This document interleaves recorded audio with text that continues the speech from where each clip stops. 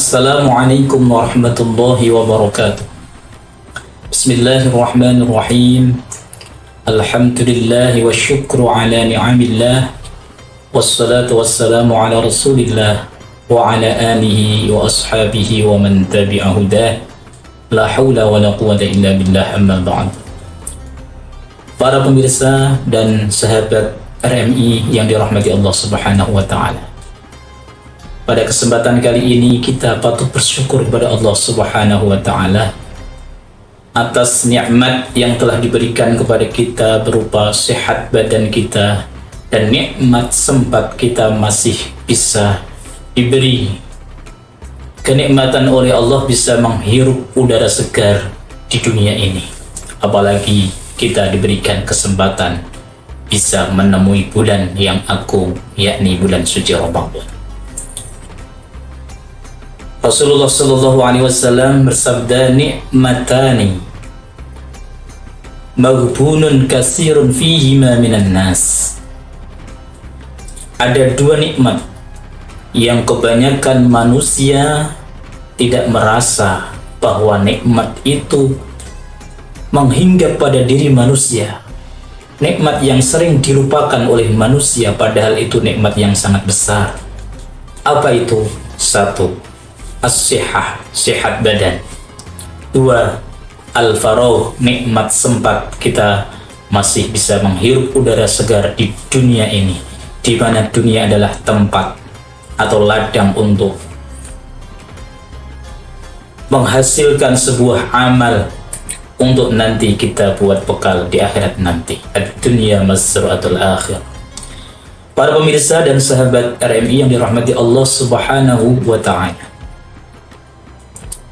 kesempatan yang telah Allah berikan kepada kita semua, mari kita gunakan untuk selalu memperbaiki diri, selalu menambah amaliyah-amaliyah baik kita, terlebih di dalam kita bermuamalah kepada manusia, kepada siapa kita harus berkumpul dan kepada siapa kita harus bisa menjaga diri. Tentu ketika orang itu sering berkumpul kepada orang-orang soleh, apalagi cinta mahabbah terhadap orang soleh, tentu akan mendapat manfaat dari persahabatan itu, akan mendapat sebuah keuntungan dari rasa cinta kita terhadap orang-orang soleh. Sampai Imam Syafi'i berkata, uhibbus sholihin walastu minhum. Aku senang terhadap orang soleh sekalipun saya tidak termasuk golongan dari mereka. La'alli an anala bihim syafa'atan. Karena dengan kecintaan saya terhadap orang-orang soleh, saya berharap nanti akan bisa mendapat syafaat barokah dari orang-orang soleh tersebut. Jadi pada pemirsa sekalian yang dirahmati Allah Subhanahu wa ta'ala, mari di dalam diri kita tanamkan untuk senang kepada orang soleh. Siapa orang soleh itu? Orang yang selalu melakukan aturan atau syariat Allah Subhanahu wa ta'ala, yang selalu perilakunya selaras dengan apa yang telah diajarkan oleh Nabi kita Muhammad sallallahu alaihi wasallam. Bahkan dalam perkataan ba'dul hukama mengatakan, idza ahbabtas sholihin fa'lam anna fika khairan. Ketika di dalam diri kita, diri kamu sekalian mempunyai rasa senang, mahabbah terhadap orang-orang yang soleh, orang yang kita anggap baik, orang yang lurus di dalam menegakkan ajaran agama Allah Subhanahu wa ta'ala, maka ketahuilah di dalam diri kamu terdapat sebuah kebaikan. Jadi diri kamu, hati kamu masih hidup karena di situ ada rasa mahabbah terhadap orang yang dicintai oleh Allah Subhanahu wa ta'ala. Wa idza ahabbakas sholihun, ketika orang soleh itu mencintai kamu, fa'lam anna fika sirran, ketahuilah bahwa diri kamu terhadap suatu keistimewaan, rahasia, sir yang Allah berikan pada diri kamu, sehingga orang-orang soleh itu mampu untuk mencintai dirimu sekalian. Para pemirsa yang dirahmati Allah Subhanahu wa Ta'ala, keuntungan bagi kita semua yang bisa mencintai orang soleh, maka tidak hanya diri kita yang merasakan, terlebih zuriyah kita, keluarga kita nanti akan mendapat barokah dari Allah Subhanahu wa Ta'ala. Untuk itu resep kita hidup adalah kun aliman. Jadilah orang alim, karena orang alim itu identik dengan kesolehan mereka. Orang yang memang sudah diamanatkan Allah Subhanahu wa Ta'ala dengan ilmu yang mereka miliki, bisa menuntun jalan yang benar, jalan yang lurus, jalan yang baik. Untuk itu kita, kalau bisa, jadilah orang alim. Kalau nggak bisa karena keterbatasan waktu dan kesibukan kita belajar, maka ranking yang kedua dianjurkan au muta'alliman. Jadilah orang yang mau belajar, mau mendengarkan tentang apa yang telah disampaikan oleh orang alim, mau ngaji, apalagi di bulan suci Ramadan.